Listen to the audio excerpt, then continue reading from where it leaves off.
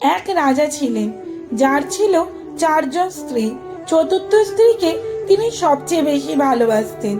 সোনা, হীরা, দামি পোশাক সব দিয়ে তাকে সাজাতেন, সবসময় তার খেয়াল রাখতেন।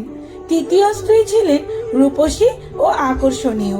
রাজা তাকে নিয়েই গর্ব করতেন, কিন্তু মনে মনে ভয়ও করতেন এই স্ত্রী হয়তো একদিন কাউকে ভালোবেসে তাকে ছেড়ে চলে যাবে।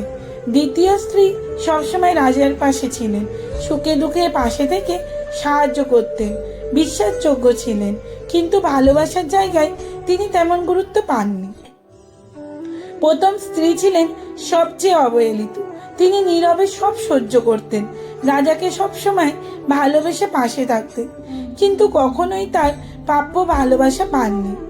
একদিন রাজা গুরুতর অসুস্থ হয়ে পড়লেন। বুঝলেন সময় ফুরিয়ে এসেছে। তখন ভাবলেন মৃত্যুর পরে কে তার সঙ্গী হবে।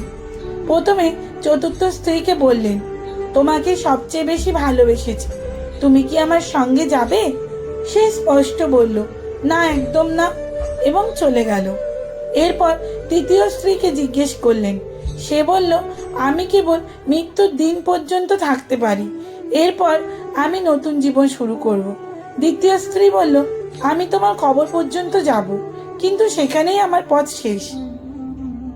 হঠাৎ রাজা শুনলেন কারো শান্ত কণ্ঠস্বর, আমি তোমার সঙ্গে যাব, যেখানেই যাও না কেন।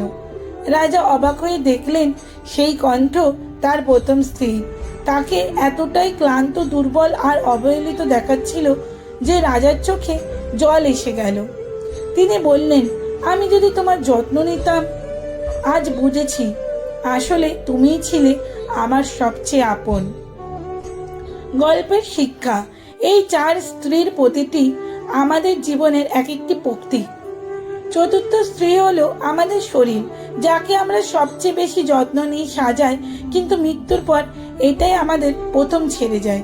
তৃতীয় স্ত্রী হলো সম্পদ, যেটা মৃত্যুর পর অন্য কারোর হয়ে যায়। দ্বিতীয় স্ত্রী হলো পরিবার ও বন্ধু, যারা কেবল কবর পর্যন্তই আমাদের সঙ্গে থাকে। আর প্রথম স্ত্রী হলো আমাদের আত্মা, যাকে আমরা সবচেয়ে বেশি অবহেলা করি, অথচ মৃত্যুর পরে একমাত্র ওটাই আমাদের সঙ্গে থাকে। জীবনের ব্যস্ততা থাকবেই, কিন্তু আত্মার যত্ন নিতে ভুলবেন না, কারণ আত্মাই আপনার চিরসঙ্গী।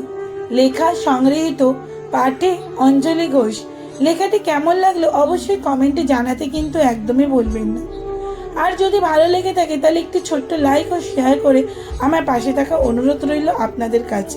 আর হ্যাঁ, কে কোথা থেকে ভিডিওটি দেখছেন সেটাও কিন্তু কমেন্ট করে জানাতে একদমই ভুলবেন না। আপনারা তো জানেন আপনাদের একটি কমেন্ট আমাকে অনেক বেশি উৎসাহিত করে। ধন্যবাদ, ভালো থাকবেন।